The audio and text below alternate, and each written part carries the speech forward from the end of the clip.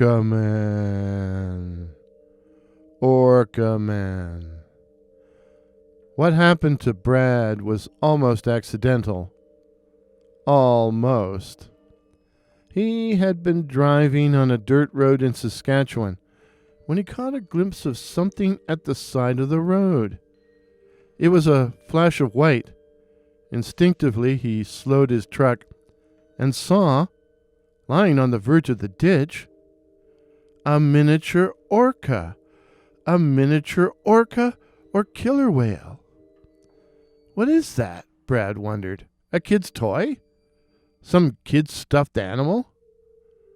But on closer inspection, he saw it was an actual carving. An actual carving painted to look like an orca. It was the white highlights which had drawn his attention to the strange object. A very strange object.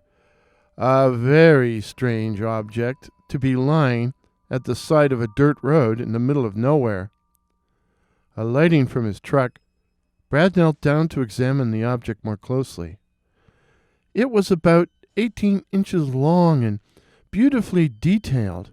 Brad could see it wasn't carved out of wood, but of a harder substance. Soapstone or ivory, perhaps? It had been hand-painted and almost appeared to be alive. In short, it was a work of art that should be in a museum or a private collection, not in a ditch. What's this thing doing here, Brad thought. How did it get here? But then he realized such thoughts were irrelevant. It was here, and there was no way he was going to leave it here. Brad gently picked it up and found it felt smooth and cool and alive to his touch.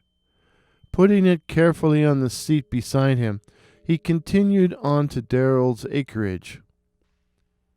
After a tour of the backyard and an examination of Darrell's brand-new John Deere gator mower, Brad ended up on his host's deck with an ice-cold Pilsner. I found the screwiest thing on my way out here, Brad said, explaining his discovery of the carven whale. Well, there was nothing for it after that but to walk out to the truck to examine it. But the orca was gone. Brad was furious. Where the hell could it have gone? There's no one here but you and me. Looking hard at Darrell, he continued, I'm not making this up. I believe you, Darrell said, a look of concern on his round moon face. It's too weird a thing to make up. But I tell you, I don't like it. What? Oh, I don't know. There's something almost supernatural about this. Like it was put there for you to find. I don't think you should have picked it up, Darrell concluded, almost sounding embarrassed. What, you think the thing was cursed or something? Brad said, still sounding pissed off. Darrell answered him with a question. You ever been down to Roche-Percé? The Roche-Percé is a sandstone rock formation down near the U.S. border, a rock formation which has been weathered into strange and unusual shapes by wind, snow, and rain. It is a natural landmark and was a rendezvous point for the Northwest Mounted Police on their trek out west in the 1870s. Some of the early Mounties wrote their names on the rocks, which were also the canvas for indigenous art, all of which has faded away. Too much snow, too much sun, too much wind. Sure, I've been down there, Brad said. I remember going there with my folks when I was a kid, Darrell continued. While we were there, I saw this little white skull. It lay in a natural depression or niche in one of the huge sandstone boulders, The skull of a small animal, maybe a gopher or a vole. It gleamed whitely against the ochre of the rock, and it looked like it was put there deliberately. I was going to pick it up and take it home with me, Darrell went on, but something warned me not to pick it up. Like something bad was going to happen or something. So I left it there where I found it, but I took a picture of it, eh? And you know what? The picture came out all blurry, eh? It was the only one I took that wasn't in focus. They had reached the deck and returned to their beers. I didn't have it long enough to pick up any bad vibes, Brad laughed. I would have liked to have taken it to the museum or the art gallery.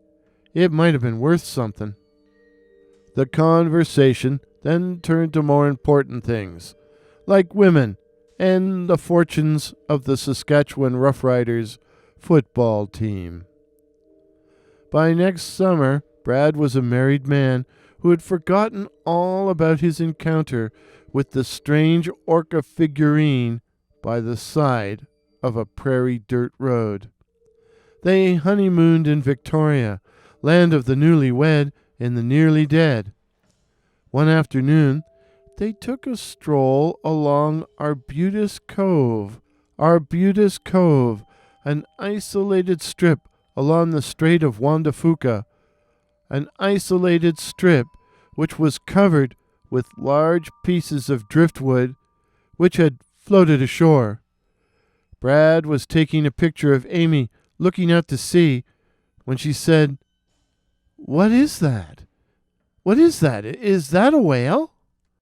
Brad had his back to the water, so he turned and saw, a few hundred yards out, a black shape bobbing amongst the waves. As he stared, he realized it was approaching the shore, becoming larger and more distinct, until Brad recognized the snout and dorsal fin of an approaching orca. "Get back, Amy," Brad yelled in sheer terror. "It's a killer whale." Amy was too surprised to move, and Brad was afraid to turn his back, so they both saw the dark shape plow through the surf to the water's edge, where it seemed to morph into the black silhouette of a man, a humanoid figure with black and white skin, a huge fin rising out of its muscular back, the head round and huge, with a mouth full of teeth. It came up out of the water, running on a pair of thick, athletic legs, and then leaped into the air.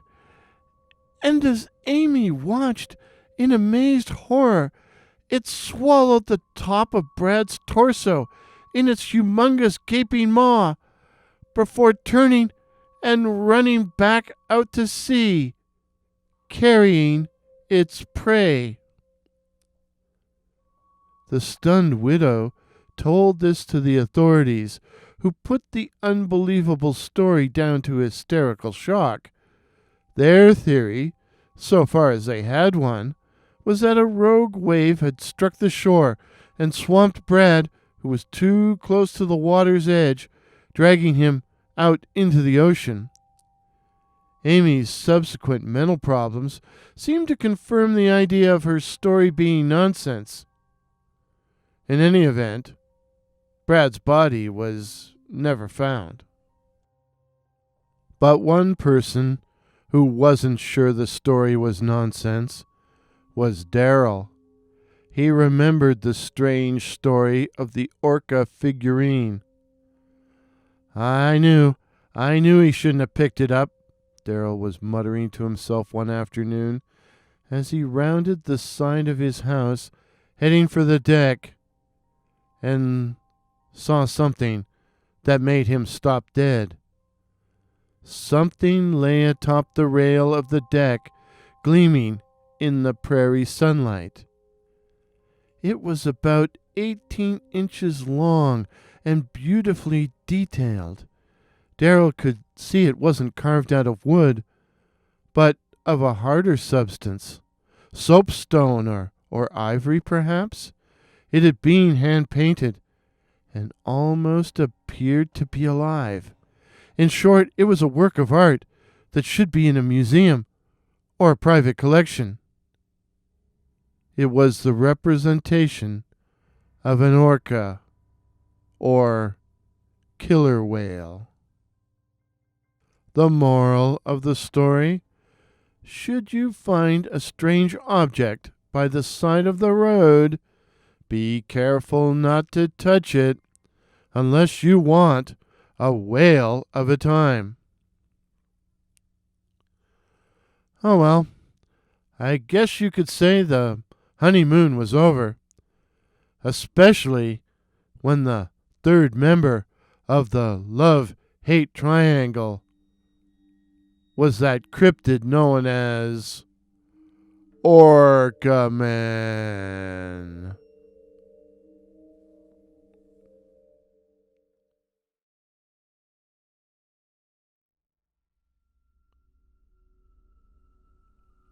Owling.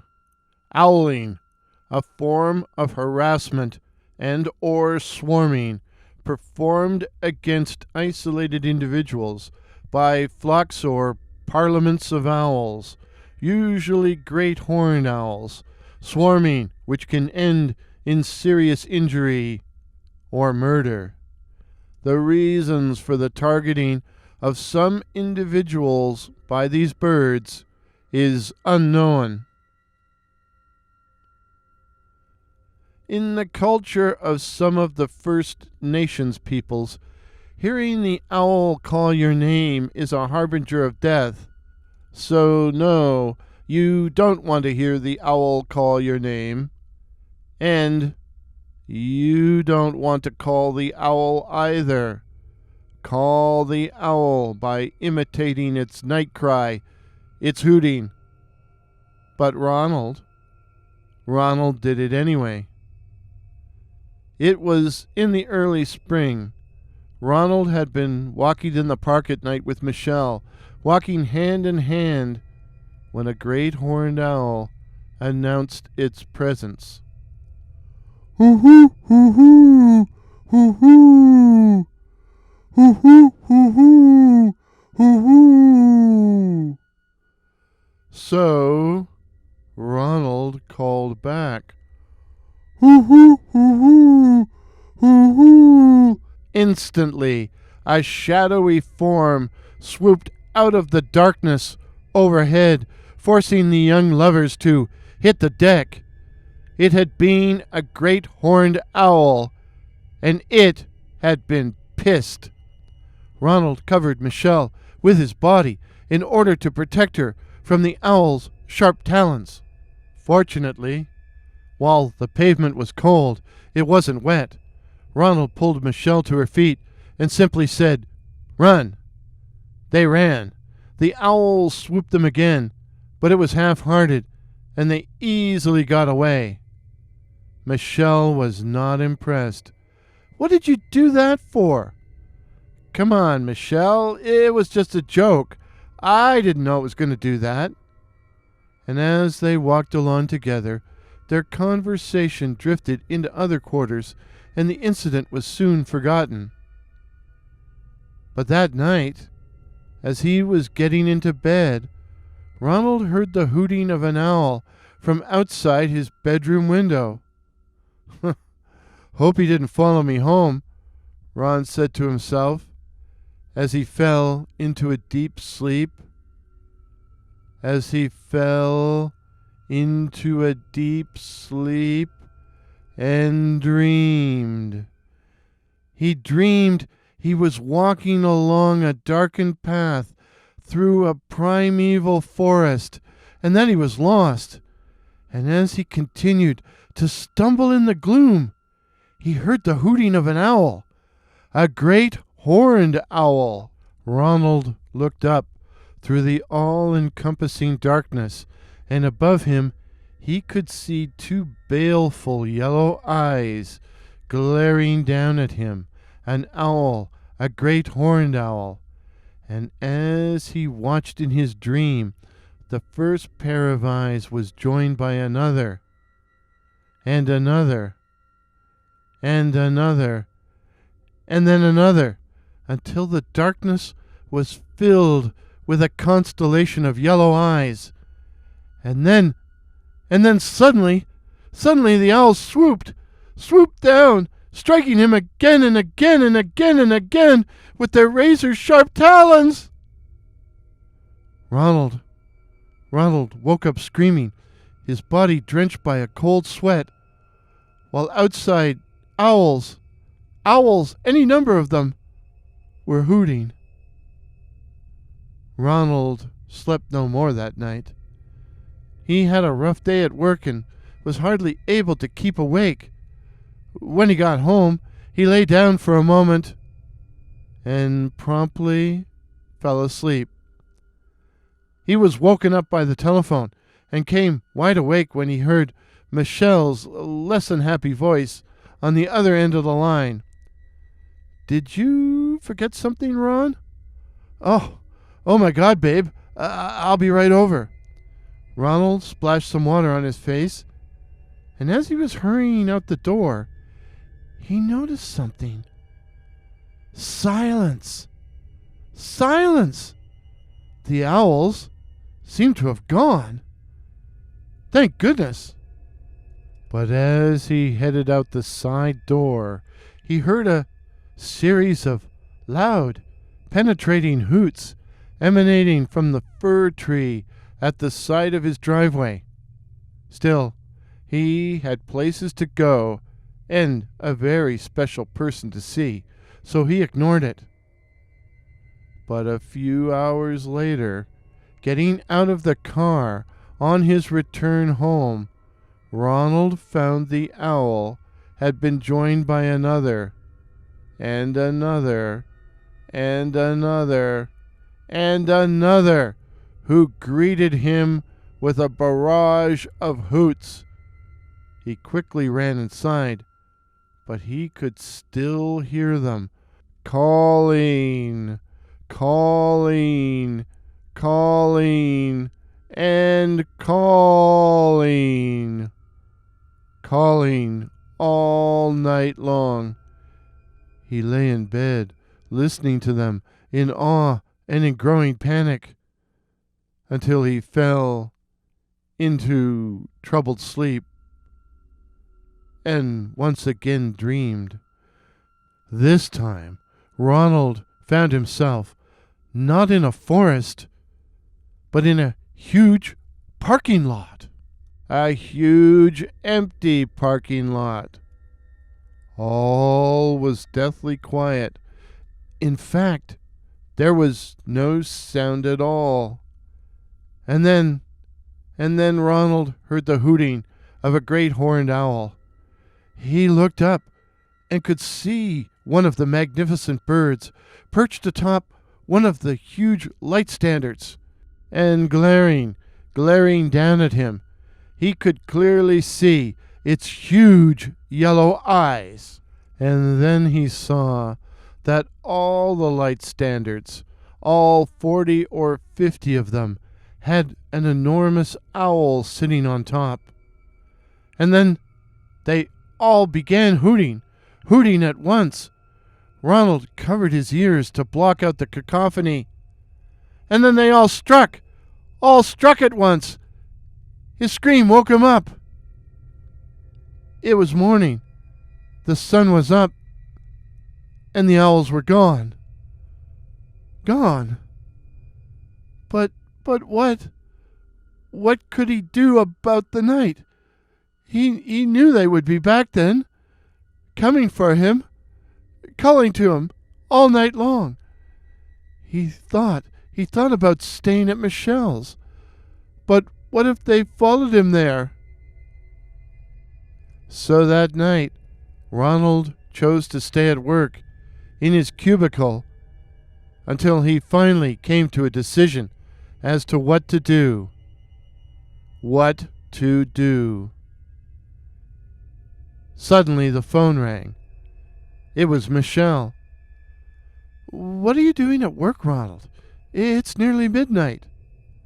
Ronald explained the situation to Michelle. Or, at least, he tried to. Aren't you making too much of this?" she said. "I mean, it's probably just coincidence. Or you have voles or mice in the yard or something that attracts them." No, No, babe, it isn't voles. I know what I must do, or at least try to do. But it's nearly midnight. Look, I'll call you later, eh? After it's done. Ronnie! He hung up. 20 minutes later, Ronald was in the park and standing in the exact same spot beneath the canopy of dark trees, the exact same spot where he had hooted at the great horned owl, standing alone in the dark, when he became aware that everything had gone still, quiet, deathly quiet. He couldn't hear the lapping waters of the nearby lake, or the sighing of the wind in the trees, or the sound of the traffic on nearby Albert Street. He couldn't hear a thing, not even any owls. But they were up there, and as he stared into the gloom, he began to see their eyes, yellow circles in the darkness, many eyes, myriad eyes. Ronald cleared his throat and began speaking. He felt foolish, stupid, standing alone in the midnight hour and addressing a flock, a parliament of owls. But it had to be done. It had to. I don't know exactly what to say, Ronald said in a loud, clear voice. I don't know what I've done to offend you, but I've done something, and I want to apologize. I just want this to stop. What do you want from me by way of atonement? I'm willing to do it. Just show me.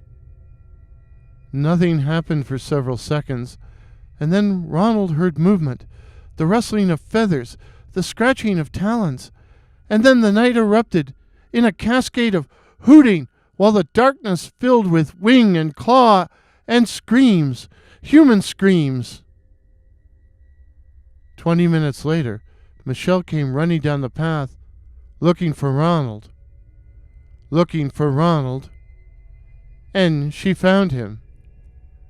Found him on his back, staring into darkness, or at least he would have been staring, if he still possessed eyes. Michelle was able to recognize him, even though Ronald no longer had much of a face. Michelle is now in the psych ward. And the owls? They're still there. Hoo-hoo, hoo-hoo, hoo-hoo, hoo-hoo, hoo-hoo, hoo-hoo. The moral of the story?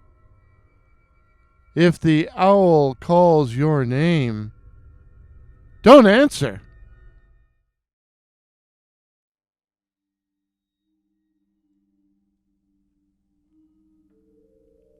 I'm not really a creep. Honest. No, really. I was acting out of character. Really. And I'm still not exactly sure why it happened. My behavior was probably the result of a lot of things. Like most people, I'd spend a lot of time alone. And winter out here can be really, really long when you're by yourself. Really. So, as restrictions eased and the snow melted away, I decided to leave my room and go for a walk in the big park in the center of town. I wasn't the only one to have that inspiration. The park was filled with literally hundreds of people, young and old, some with dogs, some on bikes, some jogging, all of them enjoying the heady perfume of the first intoxicating breath of spring. I was intoxicated too. It was glorious to be out with people again, and I'm sure I had a goofy, happy expression on my face as I strolled along with the crowd around the park's man-made lake. I can't exactly remember when I first saw her. But suddenly, she was there, among the crowd, a young woman about my age, tall and tanned, like the girl in that old Stan Getz Gilberto song, with a head of glossy black hair that hung down to her waist. But what had really caught my eye was the top she was wearing. A leopard skin top. It was a pretty bold and unusual garment for our staid prairie city. And it wasn't that warm out either. I don't think I had consciously decided to follow her, but was just keeping my eye on her as I walked along behind her. She was easy on the eyes, and so I walked along and tried to think of some way to approach her. But the only thing I could think of to say was, "Nice night, isn't it?" I know, lame. "Nice shirt?" Gosh, that was even worse. I know, lame. And so I followed in her orbit as we walked our way all around the lake. Now, most people make one circumference of the lake and call it a night, but not this lady. She decided to make another circuit of the lake, and I found myself trailing in her wake. Hey, that rhymes. The crowds were starting to thin, which made it easier to keep her in sight. But as I struggled along behind her, still trying to think of something witty to say, some way to introduce myself, I noticed an interesting phenomenon. No matter how fast or how slow I walked, she was always the same distance away from me. Always the same distance. I realized that unconsciously I was probably trying to avoid catching up to her, to not catch up to her. I still didn't know what I would say if I did. I know, what a wanker. I decided I would try an experiment, and so I picked up the pace to force myself to catch up to her. I just have to think of something witty to say. Okay, something to say, period. So I put on the speed, but without appearing to walk any faster. My mystery lady stayed just as far ahead, stayed exactly the same distance away from me. I slowed down. Same result. What was going on around here? This was weird. Was she hoping I'd catch up to her? I didn't think so. I thought I should just call it a night and go home. And, as I kept walking, I found I had another problem. I had to pee. Fortunately, our path was taking us past the public washrooms, so I would stop and attend to business and then call it a night and go home. At least, that was the plan. But when we reached the spot to turn off to go to the facilities, I found my feet wouldn't go where I wanted them to go, that they wouldn't leave the trail. I just had to keep on walking. And I had to go. Really bad. I continued trailing in my mystery lady's orbit, always the same distance from her, as we then made a third circuit of the lake. I was in agony. I had to go. But I couldn't turn myself away. I had hoped that she would finally call it a night. But no, she continued. Oh, God. She was going to go around yet again. A fourth time. By now, there were fewer and fewer people in the park. They'd all gone home. It was also getting progressively darker, but I was still able to see her leopard skin top. I could also see her long, tan legs, and I wondered why she didn't feel the cold. It was getting progressively chillier as the darkness took control. Finally, after holding it in for a solid hour, I couldn't take it anymore and released my bladder. In other words, I pissed my pants. Now I no longer wanted to encounter my mystery lady. 27 years old, and I'd pissed my pants. I wanted to get away, get home before anybody saw what I'd done. I wanted to get home and get cleaned up and forget all about the girl in the leopard skin top. And then suddenly, I realized she'd stopped moving, stopped walking, but was standing on the path, looking back at me, waiting for me. I wanted to turn away, to get off the path and slink away into the night. But I couldn't. Instead, I walked up to her, and she was smiling. I understand. You'd like to meet me. She was remarkably lovely, with flawless skin, tanned a deep golden brown, aquiline features and dark eyes, her black hair long, straight, and shining. She was so beautiful. She literally took my breath away. I was silent. Under the ridiculous circumstances, what could I say? What's the matter? Cat got your tongue? I began sputtering before blurting out, "Who are you?"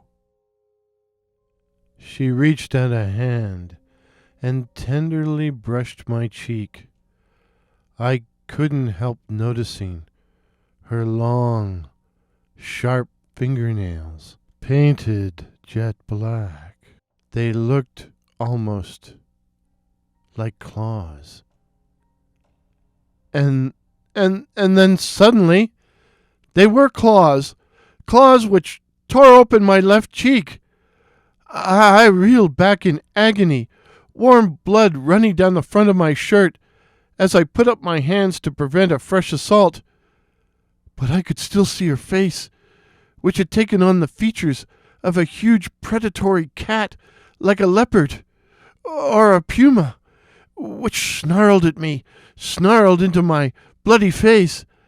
I staggered away into the trees as I forced myself to run, the blood soaking my clothes. Somehow I made it to the nearby road, where I passed out. I spent nearly a month in hospital. I had a very upbeat plastic surgeon who kept chirping about how I was lucky not to have lost the sight in my left eye. He wasn't too concerned about the 4 angular scars now bisecting the left side of my face. But I was. I hadn't been much to look at to begin with. But now, when people saw me, they just stared. So I began to only go out after dark and to places where there were few people around. At work, I ate my lunch at my desk, in order to avoid the staff room. I had tried to tell the cops what had attacked me, but they didn't believe it was a woman or a mountain lion. They thought maybe I'd been attacked by a rabid raccoon. Yeah, a rabid raccoon that fell out of a tree and landed on my head. Yeah, right. I was in the grocery store late one night when there were few people around, when I heard a voice say, "She got you too, eh?" Looking up, I saw a guy about my age, his face torn by near identical scars. A beautiful young woman, kind of like the girl in that old Stan Getz Gilberto song, wearing a leopard skin top. She caught your eye and you followed her, then found you couldn't stop following her, until she finally stopped walking, and when you came up to her, she slashed her face. She did that to you too? Yup.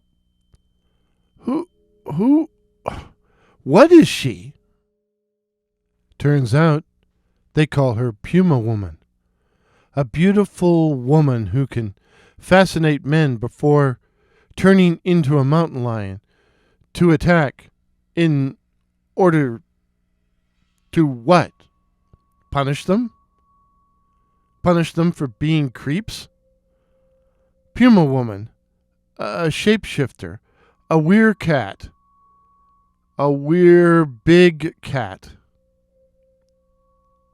So in the end, was I responsible for what happened to me? Like I said earlier, I'm not really a creep. I felt I was acting out of character. But now I'm wondering, did she somehow hypnotize me? No one else in the park seemed to notice her. Was I prey? Her prey? We meet after dark in a donut shop that's never crowded. There's about 10 of us, each of our faces disfigured by angular slash marks from an encounter with Puma Woman. It's an exclusive club, but believe me, you don't want to join it. The moral of the story? To paraphrase the great philosopher Groucho Marx, never join any club that will accept you as a member.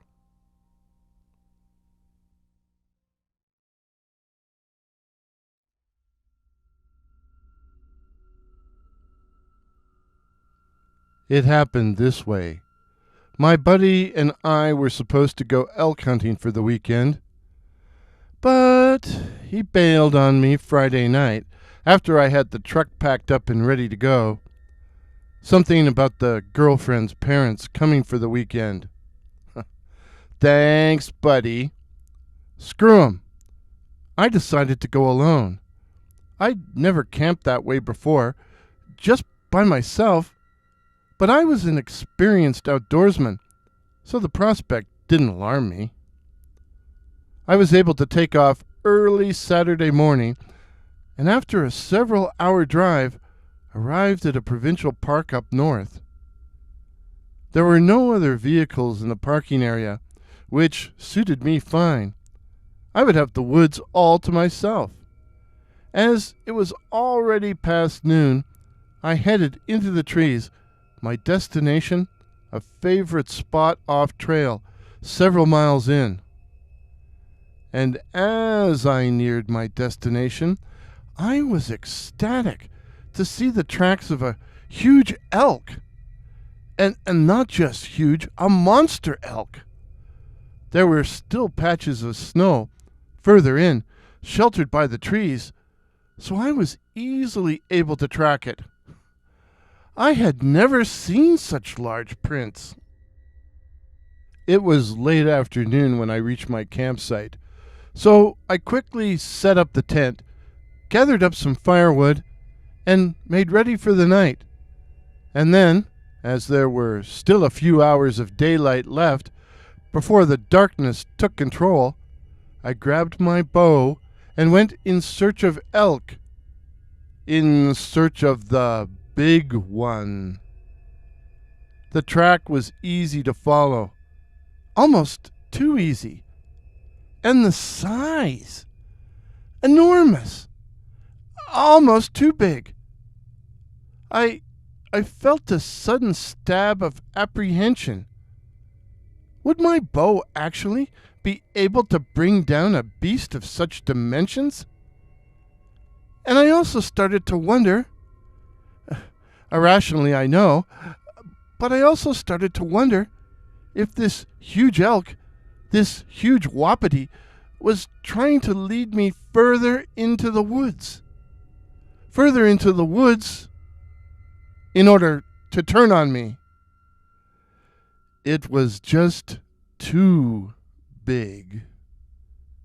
The path petered out and led me into a meadow, an open space about 100 yards wide, still covered with dirty banks of melting snow.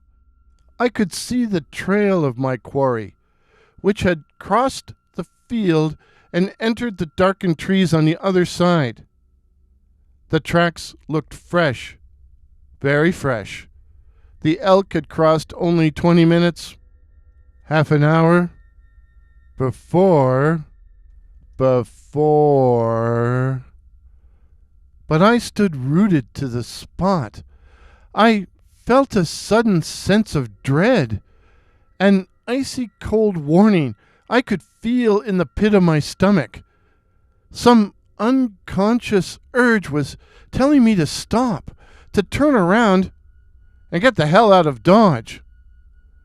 Across the way, something moved, and as I stared, some of the trees, some of the high branches, dark and skeletal in the gathering dusk, seemed to be moving. But there wasn't any wind, no breeze at all. Everything was dead still. Still and silent. Dead silent. As silent as the grave. Surely those were branches I could see moving. Branches, not antlers. I began to back up very slowly, my bow clutched tight, ready for use. And I was shocked to suddenly realize it was almost dark. What the hell happened? I had 3 or 4 hours of daylight left when I left camp. Just how long had I been trailing this thing? I hurried back to camp, where I was in for another shock. Someone had built a campfire. I had my bow ready to put an arrow through somebody if I had to. I stepped forward as noiselessly as I could, trying to keep to the shadows until I could see who or what had made themselves right at home. It was really dark now. It took a moment as my eyes adjusted to the firelight. And then I saw him, a dark figure seated on a log and gazing at the crackling flames. He was very tall, but at the same time he gave me an impression of strength and of someone not to be messed with. I stepped into the light so that the stranger could see me. For a minute or so, we stared at each other. Or, at least I stared at him. I found it hard to see his eyes, which glared redly. Redly, I assumed, due to the roaring fire. Eventually I said, "Who are you?" He answered in a deep, if hollow-sounding voice, if that makes any sense. What I'm trying to say is that while I could hear him clearly, his words seemed to come from far away, from somewhere far off in the encompassing darkness. What he said was, "A friend, a friend." I repeated his simple words, to which he now added, "A friend who has come to warn you." What about? I still had my hands on my weapon. "Wapitito." What? You saw it. You saw its tracks. I remembered the moving trees, the moving branches, which had almost looked like antlers, and of course I'd seen the tracks. "What is this Wapiti?" "You should never say the name more than you have to.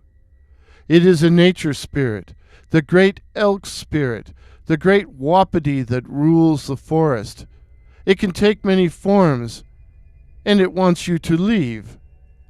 Now." "I can hardly leave now. It's dark. The whole idea is crazy." The man stood up, and then I realized exactly how tall he really was. 7 feet in height and broad in the shoulders. Somehow he made me think of a huge tree, or a huge male wapiti, or elk. "I have tried," he said softly. "If you are to remain, stay inside your tent." And with that, he strode off. 1 second he was there, and the next he was gone.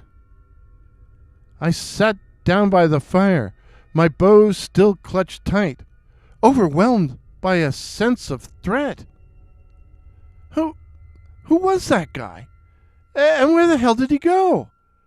There shouldn't have been another human being around for miles. Another human being? I hadn't seen anyone all day. Just that movement in the woods. I felt vulnerable. The night seemed to have 1,000 eyes. So I went inside the tent.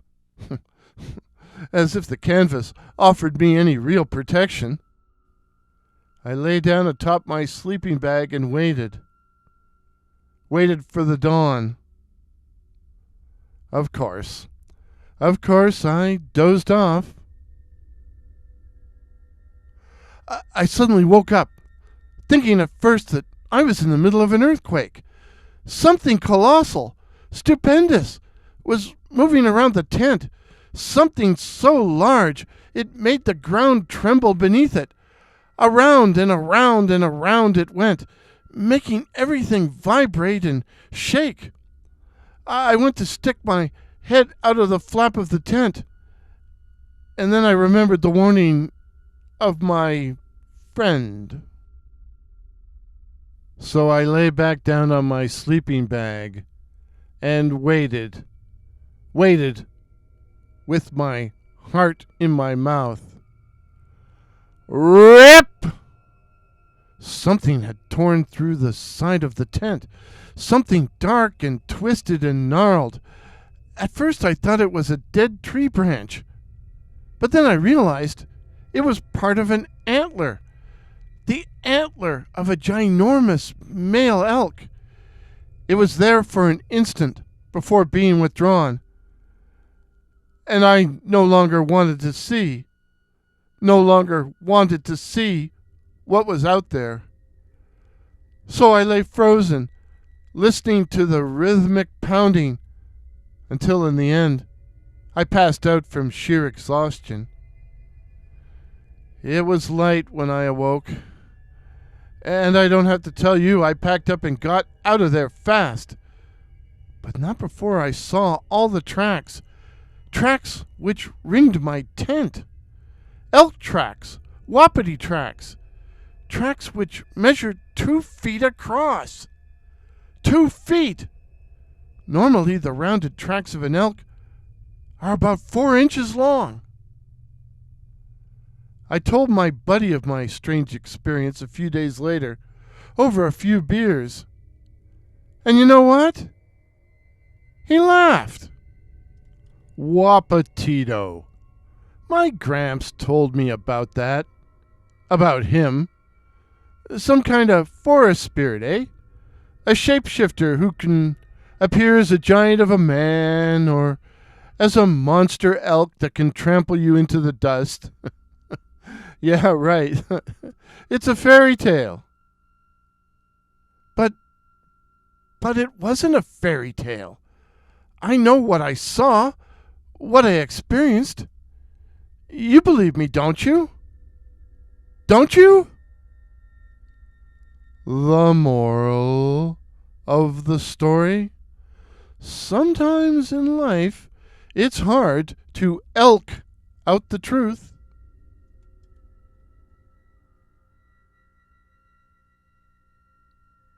If this is your first visit to my channel, please consider subscribing.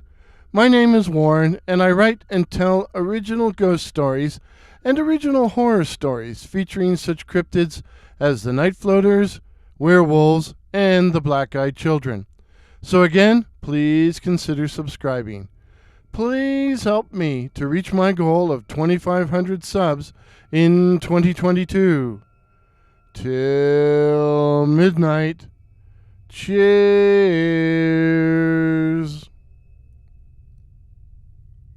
Pictures used in today's video, courtesy of Pix Here, that's PX Here, while the music was the dreadful The Dread by that wonderful patron of the internet, Kevin MacLeod. Thank you for listening.